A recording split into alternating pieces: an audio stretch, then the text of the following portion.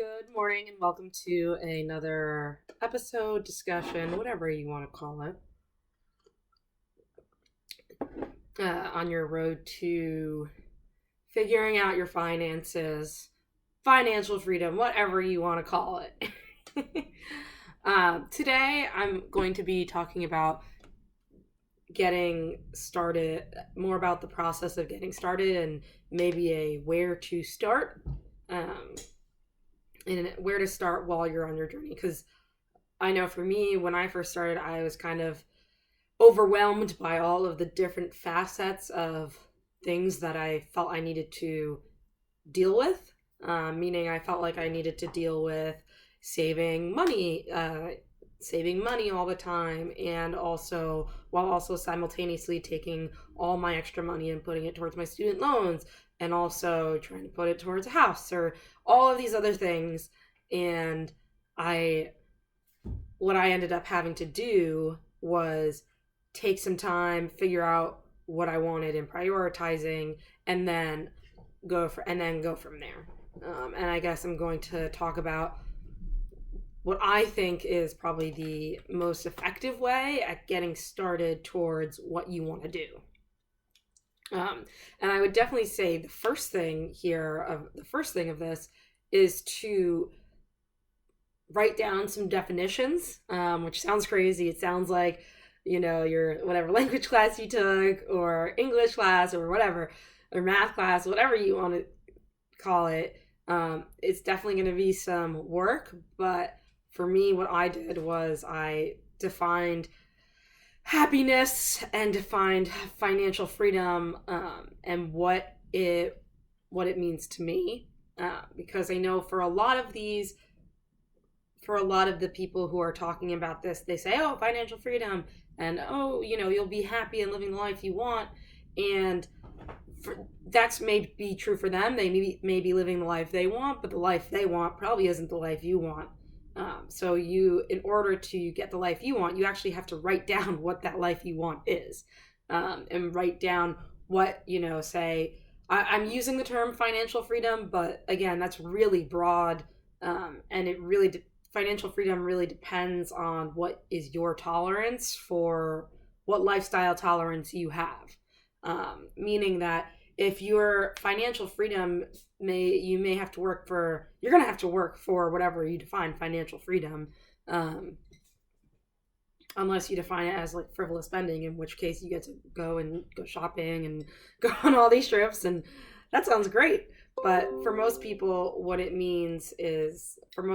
it'll mean something like not having to work, or not having to worry about money, or something like that. And I think writing down the concrete goal of what it means to you is going to be key. I know for me, I said, you know what, I'm not someone who's ever not going to work. I like getting up and going to work and doing something. Definitely what you would call a self-starter. So the concept of, I'm going to make enough money so that I don't have to work, doesn't really apply to me. But for me, I said, well, I don't want to have to work, meaning I don't want to have to worry about money worry about where my next meal is coming from. I don't want to have to worry. I don't want to have to feel like I'm a slave to my job. I want to be there because I want to be there, right? Which can definitely still happen if you're less financially free than you think you are. But I think something I've learned in being around a lot of wealthy people, people who have more means than I do, the difference between having to work and wanting to work they're very different. They're two very different things, and that was something that I defined as financial freedom for me. Was I don't really care about having to have an entire empire and everything, but I definitely do not want to worry about paying my bills, right? And you know what? That's fair. And if you don't really care about that, and you want to be able to, and if you want to be scraping to make ends meet in some sort of way, that's totally cool too. If that's what you want to do, that's what you want to do. I'm not going to tell you what to do either which way, because this definitely is not financial. This is not financial advice. This is me just talking about my experience. The next part of this is that I'm going to talk about, and this is defining your goals. Is defining what you want to feel, which sounds crazy, but I think when you define what you want to feel, when you feel that way, you'll know you're there, but B, it kind of just brings some more awareness to what you're doing, and it allows you to remember, well, I want to feel this way. I want to feel controlled and calm and secure, and it allows you to say, okay, well, I want to feel that way. What do I need to do to get there? Which I think is probably one of the more motivating things that I've seen in people's lives, is that they want to feel a certain way and they're willing to do whatever it takes to feel that way. In that same way, when you think about when you're sitting and defining your goals, defining financial freedom is definitely key, but defining what you want to feel, defining that, or lack of feeling, right? Saying, well, I don't want to be worrying about money. That's defining a feeling as well. Defining the feeling will help you understand, okay, well, what will help you understand and attach, well, what do I need to do to feel that way? The next step in the process is definitely going to be looking at your options. So again, you've defined, what financial freedom means for you. You've defined what you want to feel. And now you're saying, okay, well, find what it means to me, define what I want to feel. What do I need to do to accomplish it, kind of? And in this case, I definitely, when I was going, and I'm still going through it, this is, documenting my journey as well as it's helping you on yours, is looking at options and looking at and trying to understand, the best way to do things. Because there are many ways to accomplish what you're doing. So for example, for me, I have a tendency that I get stressed out and then I spend money, right? And obviously that doesn't work. But obviously that's not good.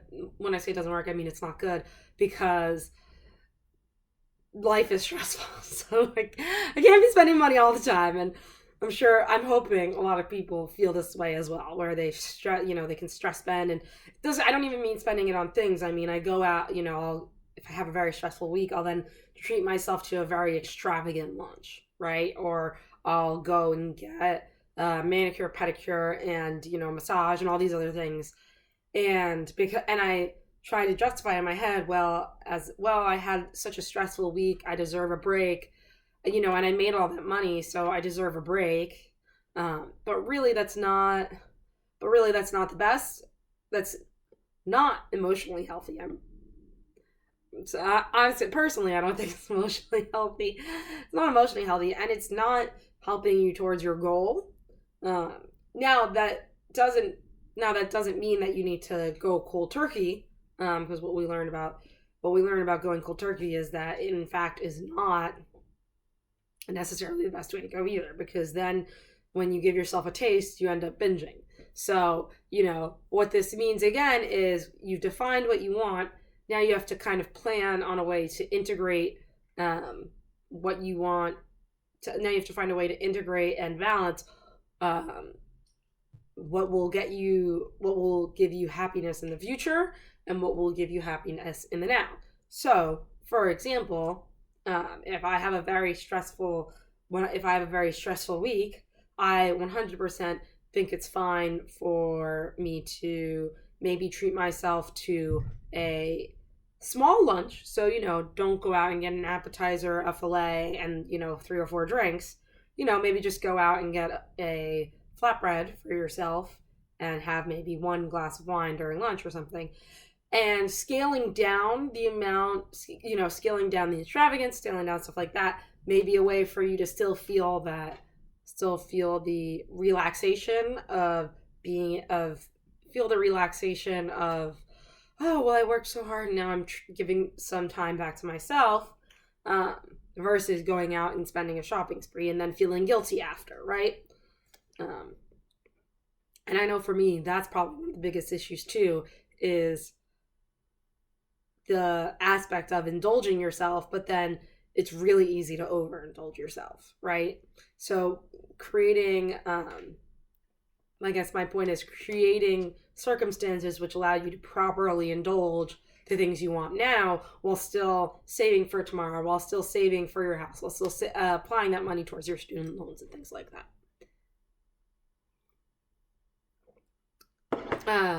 Kind of in this is going to be choosing what's best for you.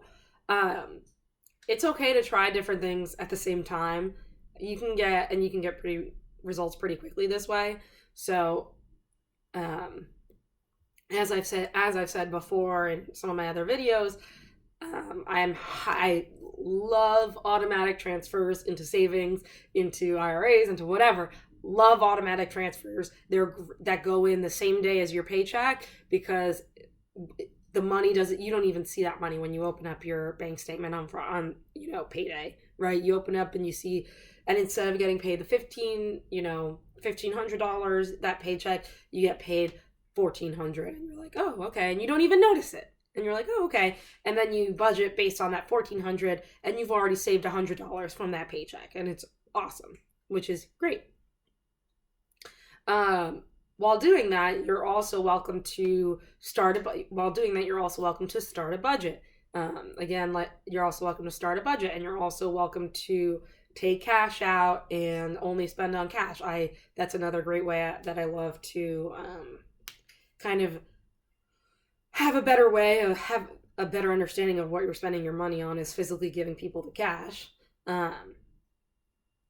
And it's okay. I know some people say it's better to focus on one thing. I think that's true for some people. I find that I get frustrated with lack of quick results, and I personally feel like if I can try to put a little bit of my eggs in every basket, then over the years it'll kind of all grow together. Whereas you have to remember, if you focus on one student loan, there's, with your student loans, for a quick example, there's things like debt snowball, debt avalanche, et cetera, where the basic premise of most of them is that you're paying down one singular loan, which is fine. You're saving money on that loan, but then for the other loan you have, and you're paying the minimum, it's still actually most likely still gaining interest or something, or it's still gaining or staying the same, and you're not really making a dent in it. Whereas if you take that $200 payment that you're applying to one loan and do 100 and 100, even though the results you see will be slower, overall that may save you money. Again, this is not financial advice. Definitely try to go through those numbers yourself and see what's best for you. I'm just saying, I found personally that doing a bunch of different things, like, okay, I'm going to try to limit my spending, I'm going to try to limit my shopping, I'm going to try to limit my eating out. Doing a bunch of those things, you'll be able to see quick results. Whereas when you say, okay, this month I'm not going to go out to eat, well, that's not realistic, and also you're probably going to binge. When you go out to eat, you're going to go and say, well, I'm only going out this once, and you're going to go to the most expensive restaurant. At least that's what I do. That's what I would do. Lastly in this is going to be the setting up and defining your resilience strategy. Resilience and the concept of keep fucking going is probably the most important part of this, and most people think it's going to be the easiest part, but it's actually the hardest part. And I can attest to this as someone who is not clean and has been trying to become a neater person. I'm not neat and organized. So I've been trying to become a more neat and organized person. And it's really easy for me to clean my room once a week, every week for, an hour or two, right? But for me, for some reason, it feels a lot more difficult for me to, when I get home, just put my shoes away in the closet. Even though it's a lot easier, and the concept of the cost of upkeep versus the cost of addressing something, the cost of upkeep is always lower. So if you think of, time as money, money is time, the amount of time it takes to have you upkeep your things and have you upkeep your money strategy and things like that, cleaning, for example, is going to be a lot less than having to clean everything all at once at the end of having to clean everything all at once at the end of the week, or having to continually, having to continually say, okay, I'm going to put in $100 when I have an extra $100, whereas it would definitely just be a lot easier for you to say, I'm going to put in $25 a week. Because if you think about $25 a week, that's, 2 lunches. And I think we can all agree it's really easy. It's a lot easier to bring 2 lunches in 1 week, every week, than it is to buy lunch out for 3 weeks straight and then have to get used to a completely different routine in the last week and make all your lunches that week so that you can put the $100 in at the end of the month. That would be a good example of how upkeep mentality and resilience are a lot easier and better in the long haul, because they are creating habits, than just doing something once every once in a while when you remember to it.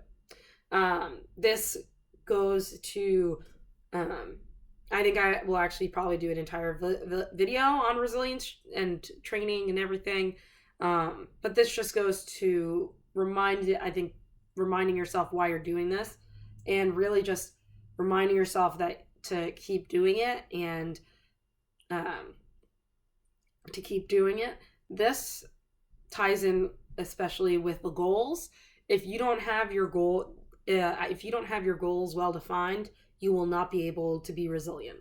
And what I mean by that is, when you are life is going to throw temptations at you every single fucking day, especially with your, you go to the store, you put, the employees, they ask for your email, they say you're getting your receipt sent there, and while they say that you're getting your receipt sent to you, which is true, however, they're also adding you to their email cache, or their email listserv, and then you're signed up, and most people forget to unsubscribe to those, and now you're getting emails every day about deals from J. Crew or Whole Foods. I could say the Whole Foods emails are the worst, or the Amazon emails are the worst, because I love food. And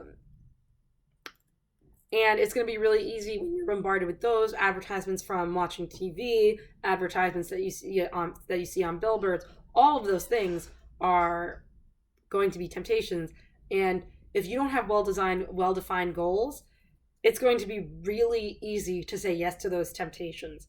Whereas if you say, okay, this year, if you're watching this in 2022, and you say, okay, by the end of 2022, by the end of this year, I want to have enough money to put a down payment on a house, right? Say that's, then you say, okay, well, how much do I think that'll be? It'll probably be around, $40,000 or something. Okay, so I need to save $40,000, assuming you make $100,000 a year. And you say, okay, well, I really want to live frugal, and that means I need to live frugally. And then when your friends invite you to go on a trip, somewhere, you say, you'll think about it and say, okay, well, I could spend $2,500 on this trip, or $2,500 towards my goal, right? Something like that. And doing things like that are going to make it a lot. Whereas if you don't have your goals well defined, and someone invites you on a trip, you say, yeah, you know what? It won't cut that much into my goal of financial freedom. Again.